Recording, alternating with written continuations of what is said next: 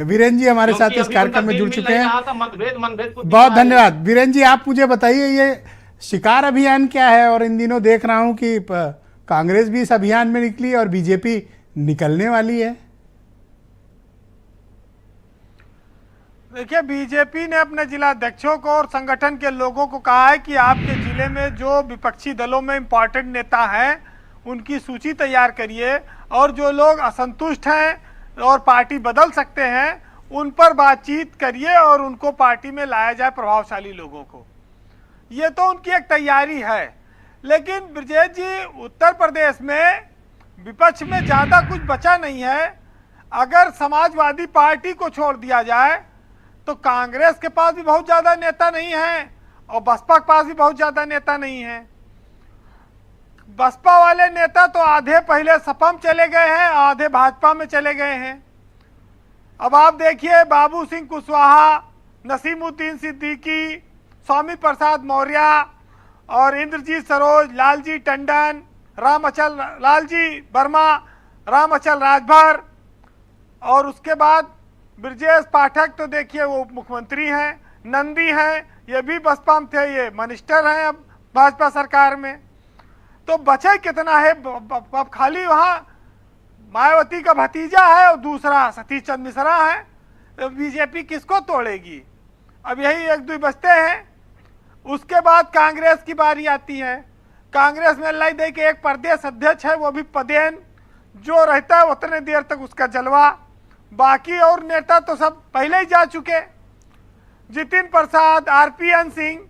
अब कांग्रेस में क्या बचा है? झाड़ू बहाड़ू लगाने के लिए लोकसभा चुनाव आता है तो थोड़ा भीड़ भाड़ बढ़ जाती है। रही बात समाजवादी पार्टी की, तो असली टक्कर तो देखिए यहाँ पर कांग्रेस, समाजवादी पार्टी और भाजपा की होगी। लेकिन जो इंडिया गठबंधन बना और उसमें जो बिखराव होने की एक मैसेज चला गया, उसका नुकसान तो देखिए हो गया। उसकी भरपाई अब मुश्किल है, और ये कांग्रेस की नादानी से हुआ कि प्रदेश के नेताओं की नादानी से हुआ, कहीं ना कहीं हुआ जरूर।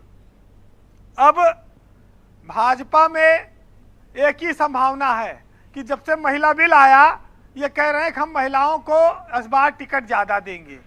तो जो वर्तमान में सांसद हैं, क्या उनके कुछ टिकट कटेंगे?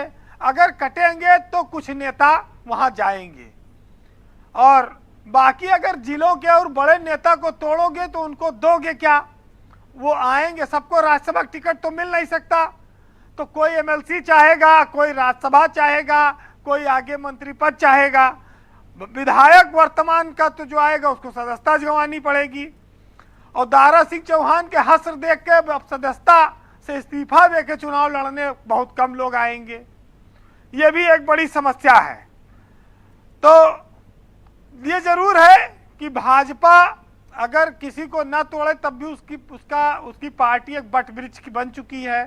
उनके पास अनुप्रिया पटेल का गठबंधन है, निषाद हैं, अब ओम प्रकाश राजभर भी उनके साथ आ गए हैं।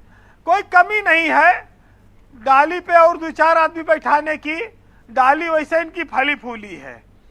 ये जरूर है कि भाजपा में पिछले दिनों में कुछ बदलाव आया जब सुनील बंसल संगठन मंत्री थे, कि जिन नेताओं से वादा करके पार्टी में लाया गया उनको पद दिया गया, उनके साथ धोखा नहीं हुआ। चाहे इसमें आप संजय सेठ का उदाहरण देख लीजिए, अशोक वाजपेयी का देख लीजिए, और कई सारे मंत्री हैं जो स्वामी प्रसाद भी मंत्री रहे इसमें, और दारा सिंह चौहान भी मंत्री रहे। इनको भी बंसल के जमाने में ही लाया गया था। लेकिन इधर थोड़ा वादा खिलाफी या कह सकते हैं अब लेट हो रहा है ओम प्रकाश राजभर के मामले में। 5-6 महीना बीत गया, मंत्री पद का इन्होंने आश्वासन दिया था, लेकिन अभी तक भाजपा उसको पूरा नहीं कर पाई, और घोसी का चुनाव हारना शायद ये उनके लिए ज्यादा नुकसान कर गया। ब्रजेश जी, इंडिया गठबंधन की रार ने बीजेपी के लिए रास्ता थोड़ा आसान किया है। अब सुरेंद्र राजपूत जी बार बार कहते हैं कि बस 5 राज्यों के रिजल्ट आने दीजिए, फिर हम यूपी में एक हो जाएंगे। अगर ये एक हो गए तो जो दरार आ गई वो दरार पाटने में थोड़ा वक्त लगेगा।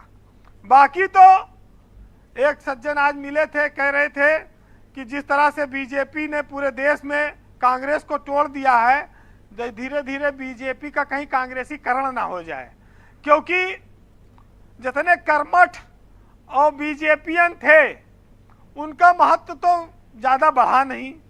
जो दूसरे दलों से आए उन वो पद ले उड़े और उनको तुरंत बाहरियों को उपहार मिलता है।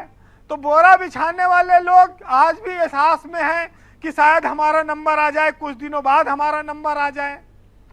तो कहीं दूसरे दलों को तोड़ते तोड़ते अपने मूल कार्यकर्ता ही निराश ना हो जाएं, ये भी देखना है। वैसे राजनीति में सबको संतुष्ट करना जिंदा मेढक तराजू में तौलने की तरह माना गया है, क्योंकि एक को बैठाओगे तराजू में, दूसरा उछल के बाहर हो जाएगा। तो ये कभी पूरा हुआ नहीं, लेकिन भाजपा लोकसभा के लिए पूरी ताकत लगाएगी, इसमें कोई शक नहीं। अब विपक्षी दल कितने सतर्क हैं। अब आरएलडी में तो खाली जयंत चौधरी ही हैं, एक ही नेता है। अगर वही टूट जाए तो पार्टियां चली जाए पूरी। छोटी पार्टियों में एको नेता अगर तोड़ देंगे तो उनके पास कहाँ क्या बचेगा। तो ये तो आने वाले वक्त में पता चलेगा। लेकिन फूट डालो राज करो की नीति आई, पार्टी तोड़ो राज करो की नीति आई, तमाम बार विधायक तोड़कर सरकारें बनाई गई और हर दौर में कहा गया कि भाई लोगों का हृदय परिवर्तन हुआ, लोग लोकतंत्र की मजबूती के लिए आते और जाते हैं, अपना फायदा उसमें ज़्यादा नहीं होता है। बहुत सारे लोग जब आजकल ईडी और सीबीआई जमाना है तब भी ये कहते हुए आ रहे हैं कि नहीं, हम उधर से नहीं इधर से दिल लगा के आए हैं। जी बहरहाल उदय प्रताप सिंह जी की एक कविता है, सुनिएगा, बड़ी शानदार है कि शराफत को जमाने वाले कमजोरी समझते हैं और मोहब्बत तो इबादत है मगर इसे चोरी समझते हैं। और ये साकी की इनायत है, पिला दी हमको आंखों से मगर नासे मियाँ इसको नशाखोरी समझते हैं। और आपस में लड़ाकर भाइयों को राज करते हो और मुआफिक आ गई अंग्रेजों की थ्योरी समझते हैं। और हमारे देश में जनतंत्र के ऐसे मुहफिज हैं कि दलित को आज भी गोदान का होरी समझते हैं। बहुत शुक्रिया वीरेंद्र जी, बड़ी मौजूद बात आपने की। बहुत बहुत धन्यवाद हमारे साथ जुड़ने के लिए और ग्राउंड जीरो